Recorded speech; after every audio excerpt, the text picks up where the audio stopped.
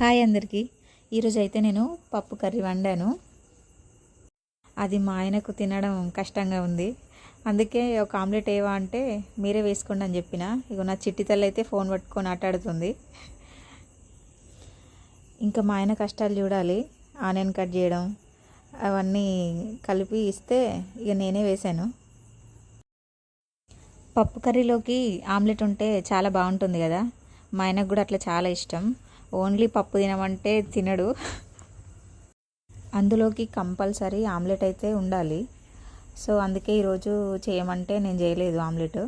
కానీ ప్లీజ్ చేయవా అంటే సరే కొంచెం హెల్ప్ చేయండి అంటే ఆనియన్ కట్ చేసి అవన్నీ మిక్స్ చేసి హెల్ప్ చేసిండు. ఇక తర్వాత నేనే ఆమ్లెట్ వేసిన.